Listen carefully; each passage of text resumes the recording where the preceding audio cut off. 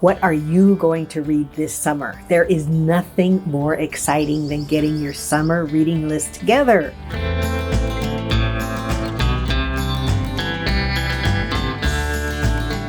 So I have some wonderful recommendations for you, and I can't wait to share them with you. But first, this is Latina Literati.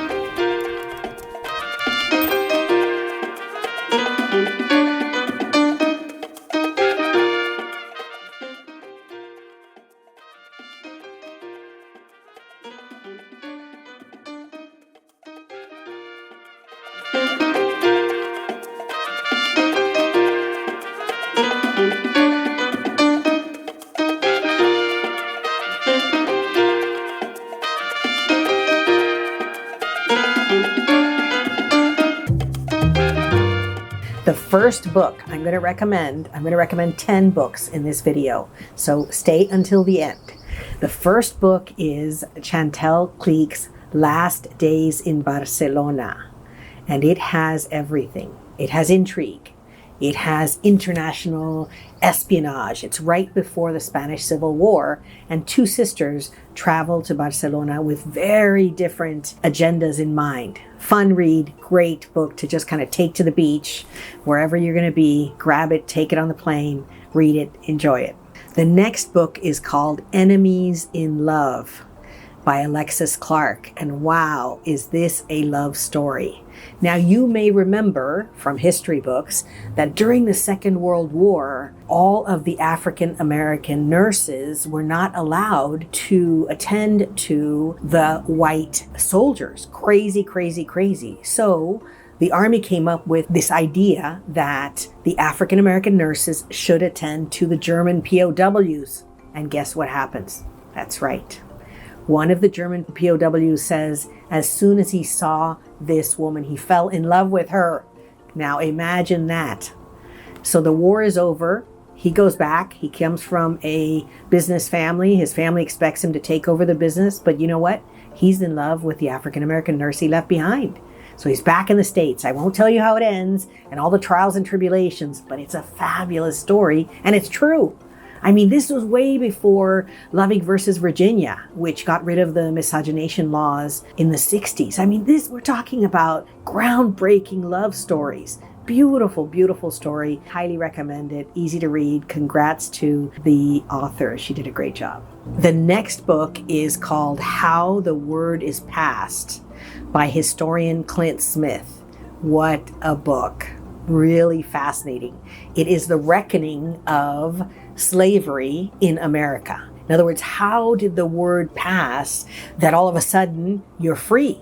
Well, we know that the Union Army had to actually take the place where you were, because you can be free in name only, but the reality is that you couldn't act free. Fascinating book, wonderful read, really recommend it. The next book is called Keikei by Vaishnavi Patel.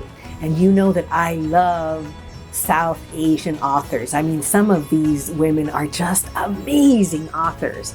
And this book is the retelling of a queen in the Ramayana, the traditional epic from India. And she is transformed through knowledge into a diplomat, into a warrior. The language is delectable. It's just a delicious book. Really recommend it.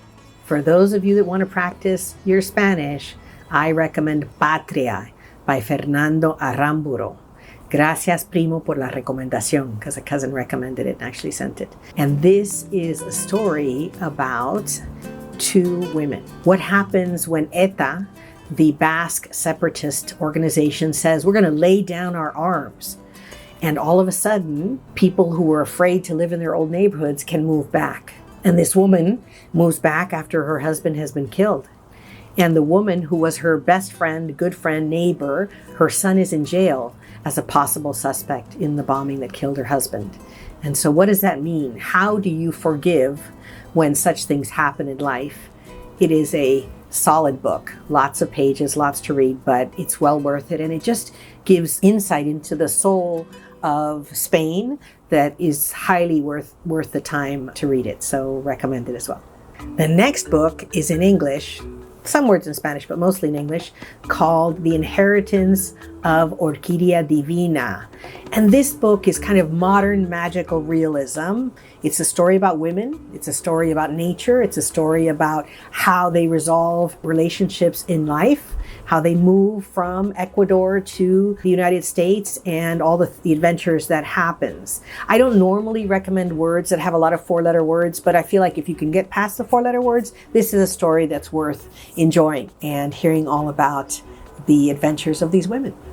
One of the books that we picked up in Old San Juan when we were in Puerto Rico was Esa Palabra, Cuentos del Fin de Siglo. Beautiful short stories in Spanish that just give you such a lovely look at Puerto Rican life, daily life, and all of the things that happen to mostly women in these short stories. So it's really sweet, small book. I'm not sure that you can get it outside the island, but if you're traveling to Puerto Rico, I really recommend it. It's a great book of short stories. The first novel by Emily Holman. This is an absolute page turner. I read it in 2 days. It's called Cleopatra's Shadow, and it tells the story of the last Ptolemaic pharaohs from the perspective of Arsinoe. I don't know if you recall that Cleopatra's father was married to his sister. And of course, there are problems with that, severe genetic problems. And so all of their children were stillborn except a daughter named Berenice. And so the father goes off with Cleopatra, his favorite by a concubine, and Berenice takes the throne, the only daughter by his sister, god wife. And so Arsinoe is kind of abandoned. Her mother, the concubine, runs away with her two younger brothers. This is what happens right before Cleopatra comes back. So it's a fascinating book. Again, it has, 300 pages, but it's well worth it.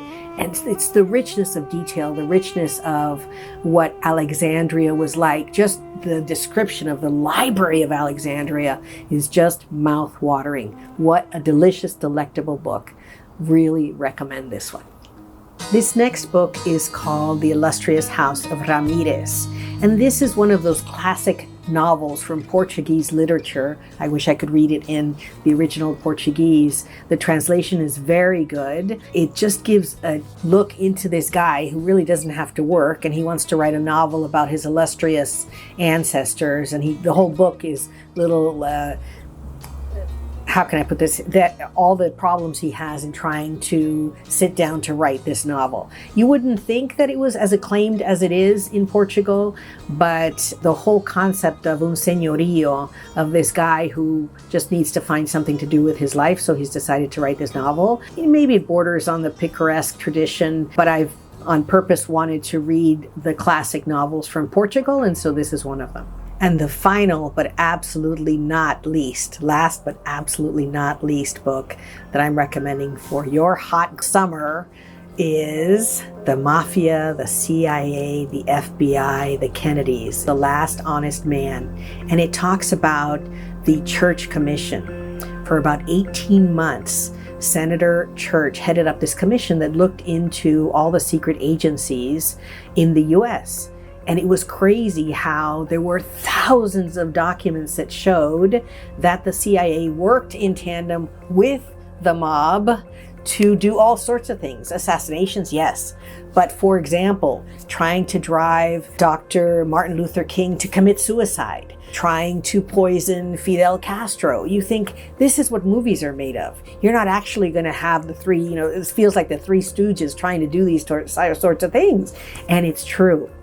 The Church Commission is interesting for so many reasons, and the Pulitzer Prize winning author has done a fabulous job of bringing together thousands of sources to put this book together. So if you wanted to be on a fly on the wall and get all of the dirt on all these agencies, then this is the book for you. I mean, talk about chisme. This is national chisme. This is a really good read. This commission is interesting because in the Iran-Contra affair and in later things that occur in the government, they will always say, well, it's because the Church Commission, has handcuffed the intelligence agencies, and the Church Commission did this. It's so interesting because it's the first time ever that there is some oversight of the NSA, of the FBI, of the CIA. Fascinating book, really interesting. And now that, RFK Jr. has thrown his hat into the ring, some say as the Democratic Party spoiler, I don't know. But this is a must read if you want to understand the place that the Kennedys played in all of this, because it's all there documented for you. Highly recommend this book. Mouth-watering chisme, I'm telling you, it's really good. One of their efforts was to push Dr. Martin Luther King over the edge with a lot of evidence that they put together about all sorts of things that he supposedly did or did not do. And so this book lays it out for you.